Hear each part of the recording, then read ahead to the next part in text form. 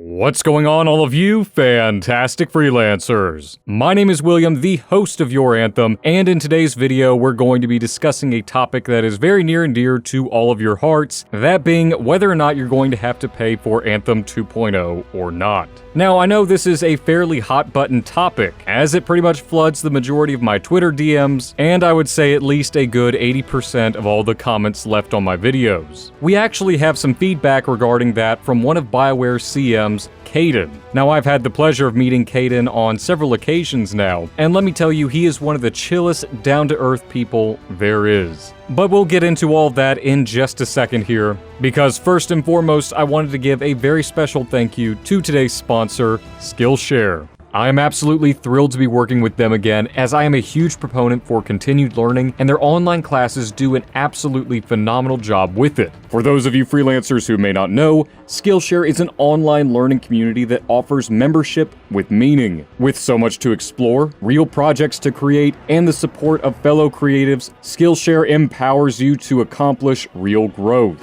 Skillshare offers classes designed for real life, so you can move your creative journey forward without putting life on hold. You can learn and grow with short classes that fit your busy routine, such as audio and video editing, photography, and even courses on how to start streaming and content creation effectively. And as an added bonus, the first 1,000 subscribers who click the link in the description below will receive 2 free months of premium membership so you can explore your creativity. Skillshare is also incredibly affordable, especially when compared to pricey in-person classes and workshop. An annual subscription is actually less than $10 a month. I've personally been watching Real Productivity, How to Build Habits That Last, taught by Thomas Franks, and Ali Saunders, How to Save Time Editing and Edit More Efficiently in Adobe very special Premiere thank Pro. you once again to Skillshare for sponsoring today's video, and without further ado, let's get back into it. So as I stated before, I know you all really want to know about whether or not you're going to have to pay for Anthem 2.0 or not.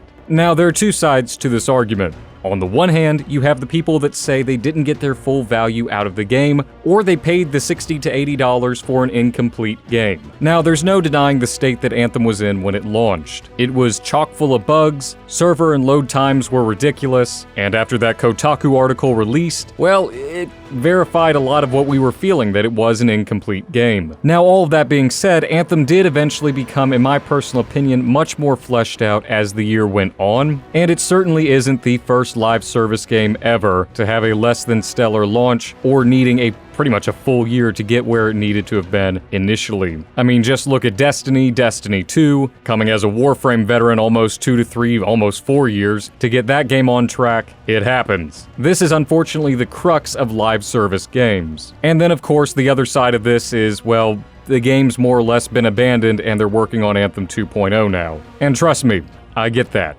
As a player and a content creator, I definitely understand where you guys are coming from. I myself have purchased with my own money every single armor set that is released for the game, a slew of cosmetics, and over 1,000 hours put into the game. Though all of that being said, I've personally gotten my full value's worth out of Anthem. I've had a ton of fun with the game as it's developed throughout the year, and my play hours pretty much speak for themselves. I mean, over 1,000 hours played on the game, yeah, I got my money's worth. Now, I have also seen some pretty crappy comments as well, like, oh, I spent $15 on this game and I didn't get my value out of it. Oh, give me a break.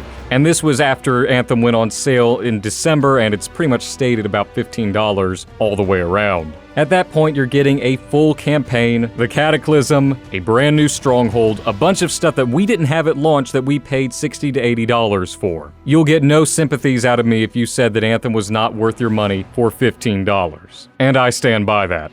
Though there's also the other side of the spectrum. Game development isn't cheap. And if BioWare is really going all the way back to the drawing board, and more or less starting on development not from scratch, but at least at the very, very, very early production stage, they've got a long way to go. I mean, at least 2 years. I've been saying since the beginning it's probably going to be 2022 or 2023 before we see this new Anthem. That's 2 to 3 years of development time. While I understand a lot of people's frustration about not feeling like they got their full money's worth out of the $60 to $80 they put into the game, if you go back now, and if you play the game from scratch, and you experience everything there is to experience there personally, 100%. Not as a content creator, not as a game changer, but as a player, I feel like you get your full $60 to $80 price tag. If you're just not downloading Anthem or playing Anthem or haven't played it since launch because, screw that game, I got screwed out of my money, it was a horrible launch, again, I've got no sympathy for you. If you bought the game and you didn't complete it, go back and play it now.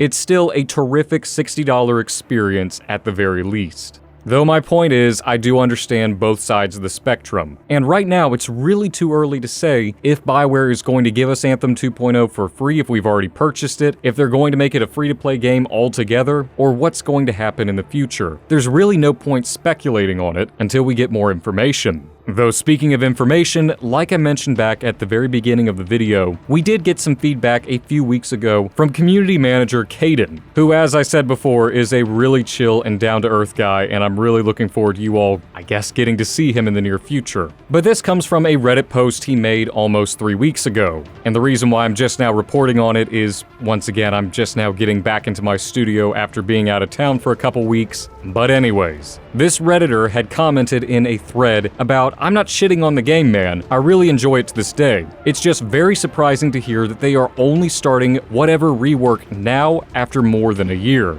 To which Caden replied, "This is simply not the case. And I agree, that's on us for not clarifying this work has been happening for quite some time, already before we even announced the news that we've been reworking the game back in February." Now, he's referring to February of this year, not 2019. Don't take that out of context. He also stated, "In reality, we've been working on this since last year," which is 100% true. This was followed up by another Redditor who asked, "I'd like to know if there was any truth to the rumor that we're going to have to pay for this rework. And I believe you, BioWare, said there would be more communication and transparency before and then gone completely silent. After the Schreier report, it's kind of hard to trust the majority of developers." Caden replied, "I haven't seen that particular rumor, but it'd be funny if it was out there.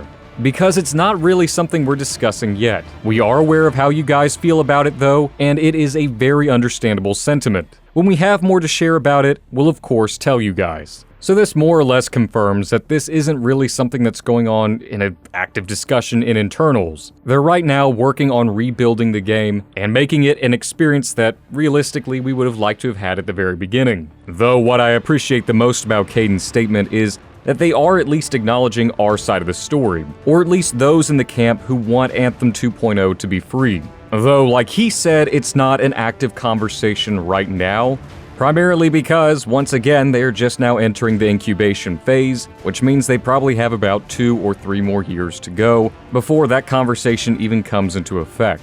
But I don't know, I mean, it kinda just makes me feel good to know they at least acknowledge our sentiment, considering how Anthem launched, all the mess that we've endured over the last year, and then of course support being pulled from it a year later. So whether or not BioWare is going to make us pay for the rework or not, again, it's all up in the air. As I stated before, it could be a completely free-to-play game, with microtransactions and DLCs going similarly down the route that Destiny 2 has started going on. Or we could just flat out have to pay for it again. And if you don't want to pay for that brand new experience in this brand new game, then fine. Whatever.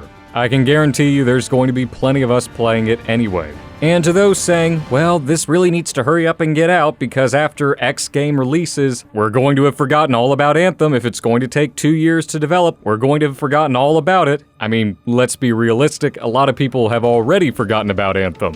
And I'm sure once all those flavors and all those new games get old and stale and the brand new Anthem comes out, people will be going back and playing it. It's just a regular cycle of how gamers and how the gaming industry works. But anyways, what are your thoughts on all of this? How do you feel about both sides of the argument? Development does cost money and it does take time, but on the other hand, you feel like you paid for a game and didn't get the complete experience. Let me know your thoughts in the comment section below, as I really do read through all of your comments and I will reply if there's conversational potential. And if you want to stay up to date on all things about Anthem, including the developments on 2.0, then be sure to leave a like and subscribe, as it really does help me out and allows me to reach more freelancers just like you.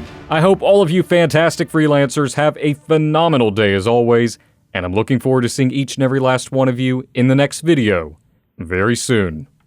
And remember, freelancers, we are strong alone, but we are so much stronger together.